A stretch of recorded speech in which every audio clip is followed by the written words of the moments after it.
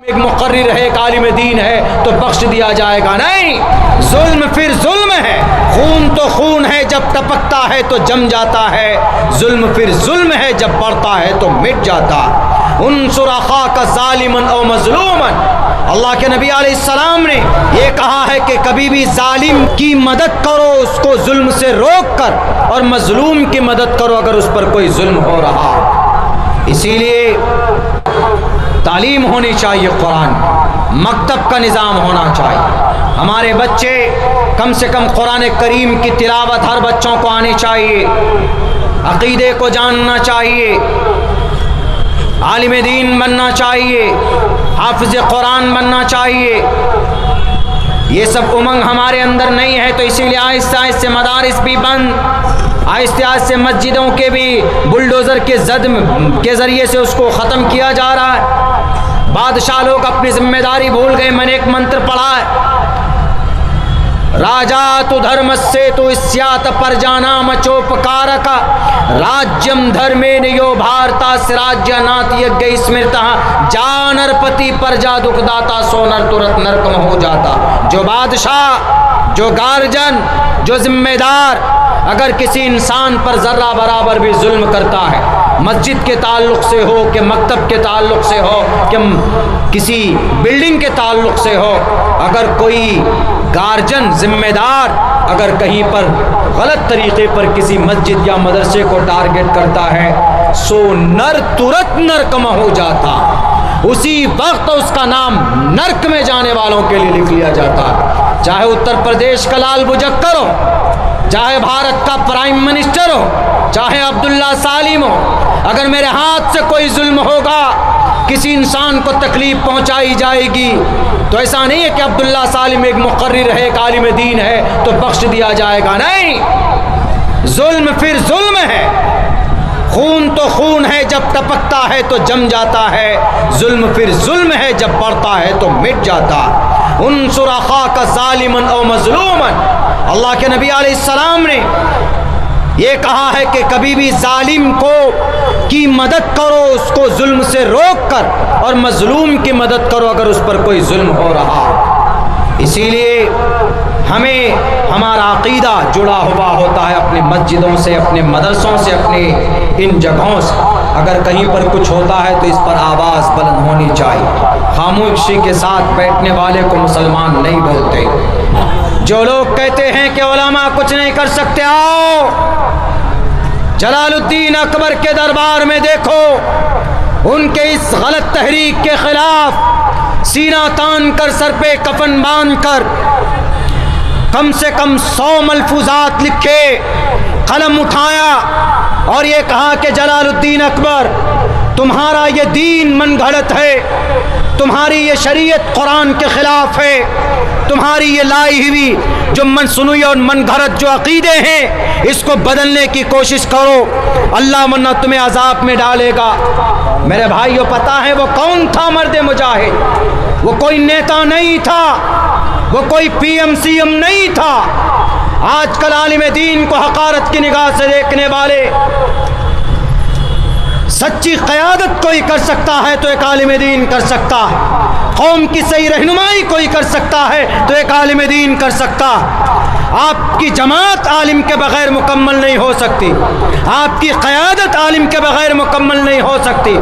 गांव समाज का कोई काम मुकम्मल नहीं हो सकता अगर उस गांव के अंदर कोई आलिम दीन ना हो, चाहे बाहर से हो, चाहे उसी बस्ती का हो। अरे आपका ईमान भी मुकम्मल नहीं हो सकता है बिना आलिम दीन के। निकाह नहीं होगा, निकाह कौन पढ़ाएगा? आलिम दीन पढ़ाए।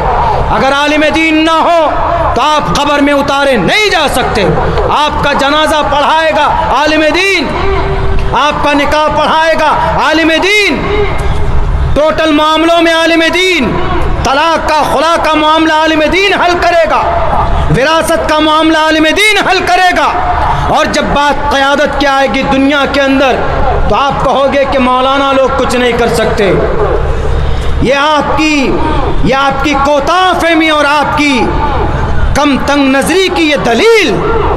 आलिम कभी झूठ नहीं बोल सकता, आलिम कभी रिश्वत नहीं ले सकता, आलिम कभी किसी को परेशान नहीं कर सकता, आलिम किसी के साथ दगाबाजी नहीं कर सकता।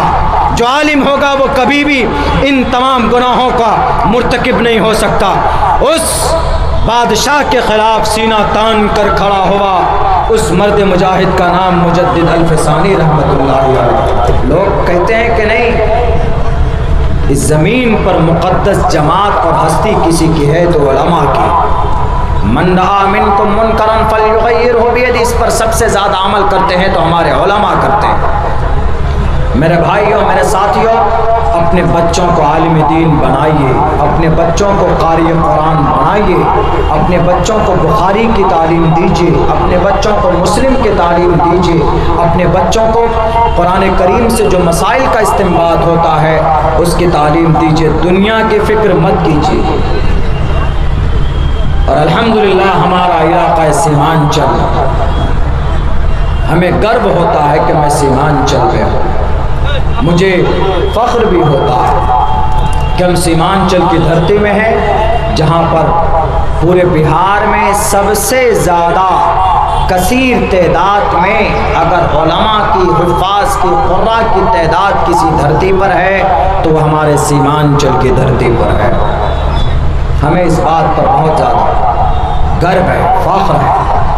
और हिंदू धर्म में तो ये कहा गया कि जिसके अंदर ज्ञान हो, जिसके अंदर ईश्वर, आलिम का मतलब अल्लाह की शरीयत का ज्ञान, कुरान का ज्ञान, कुरान का नॉलेज, शरीयत का नॉलेज। हिंदू धर्म में इसे कहा गया कि जिसके अंदर ईश्वर का नॉलेज हो, गोया वो ईश्वर। बहुनाम जन्मनामन्ते ज्ञानवान माम प्रपद्यते वासुदेवा सर्वमिति समहात्मा। महात्मा होता है। हम लोग महात्मा किसको कहते हैं? महात्मा उसको कहते हैं कि जो महापुरुष होता है। लेकिन यहाँ पर संस्कृत में कहा गया कि महात्मा वो नहीं होता जो महान होता है। मोहनदास करमचंद गांधी को महात्मा कहते हैं। महात्मा का खिताब किसी मुसलमान ने दिया था उनको, तो उनको महात्मा। लेकिन नहीं, वेदों की दुनिया में महात्मा उस इंसान को कहा जाता है, उस पुरुष को कहा जाता है जिसके अंदर सबसे ज़्यादा ज्ञान हो ईश्वर का, जिसके अंदर सबसे ज़्यादा ज्ञान हो। जैसे हमारे उलमा है, आलिम दीन है, कारी कुरान, हाफिज़ कुरान है, तो उसको आप संस्कृत की ज़ुबान में महात्मा कह सकते हैं। महात्मा महापुरुष है, चूँकि गुरु ज्ञानी, इनको ज्ञान है। तो हिंदू धर्म में ये कहा गया कि जिसके अंदर ईश्वर का ज्ञान, गोया उसके अंदर ईश्वर है। ईश्वर का ज्ञान है तो मतलब ईश्वर है। उदारा सर्व एवैते ज्ञानी तात्मे वमैमतम आस्थिता संयुक्तात्मा मामे वामुत्तमाम गति। जिसके अंदर ईश्वर का ज्ञान होता है उसका सम्मान करो, उसकी इज्जत करो। बैरक ये बात बताई गई, लेकिन हमारे यहाँ भी कोई फजीलत कम नहीं है। अल्लाह के नबी अलैहिस्सलाम की हदीस है कि अल्लाह तबारक व तआला जिसके साथ भलाई का इरादा रखते हैं उसको दीन की समझ अता फरमाते। मन युरिदिल्लाहु बिही खैरन युफ़क़्क़िहु फ़िद्दीन। दीन की समझ, शरीयत की समझ, कुरान की समझ, कुरान में अल्लाह ने क्या फरमाया उसकी समझ अता फरमाते। इसीलिए मुसलमानों, अपने बच्चों को जहाँ पर हम मास्टर बनाते हैं, मौलाना बनाते हैं, आलिम दीन, ये दुनिया की तालीम देते हैं, वहाँ पर ये तय करें कि आप अपने बच्चे को आलिम दीन बनाएंगे, आप अपने बच्चे को हाफिज़ कुरान बनाएं, आप अपने बच्चे को मदरसों में भेजेंगे, आप अपने बच्चों को मकतब में भेजेंगे। और मकतब होना चाहिए, आपके मस्जिदों में मकतब का निज़ाम होना चाहिए, आपके इलाके में, आपके समाज के अंदर मदारिस का निज़ाम होना चाहिए। इसको बंद मत कीजिए। अगर मदरसा बंद हो गया तो कुरान की तालीम और कुरान का दर्स देने वाला कहाँ से मंगाएंगे? 15-20 साल के अंदर अगर ये मदारिस में कमी आई तो उलमा की किल्लत होगी। अगर उलमा कम होंगे तो फिर आप पता है 33 करोड़ देवी देवताओं को अपने ईश्वर परमात्मा मानने पर मजबूर हो जाए। ये हिंदू धर्म कौन है? ये हज़रत नूह अलैहिस्सलाम की भटकी हुई कौम है। उनके लोगों ने, उनके रहबरों ने, उनके गुरु ज्ञानी ने उनको उनकी शरीयत के मुताबिक उनको पैगाम नहीं पहुंचाया, जिसकी वजह से वो भटक गए। कहाँ जाता है? बहुत सारी तारीख की और बहुत सारी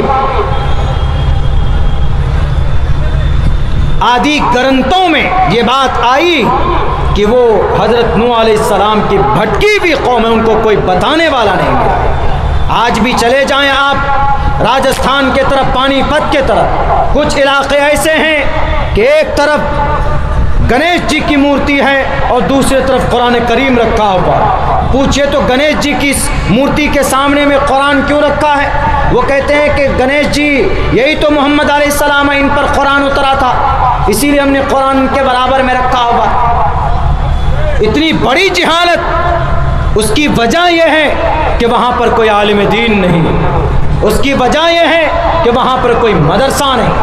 हर गांव में मदरसा, हर गांव में, हर मस्जिद में मकतब। अगर ये निज़ाम, ये सिस्टम होगा, उत्तर प्रदेश जैसा 10 लाल बुजक्कर भी मिल जाए, ये कभी कुरान को, ये कभी शरीयत को, ये कभी ख़त्म नहीं कर सकते, मिटा नहीं सकते, बदल नहीं सकते, और ये बदला भी नहीं जा सकता।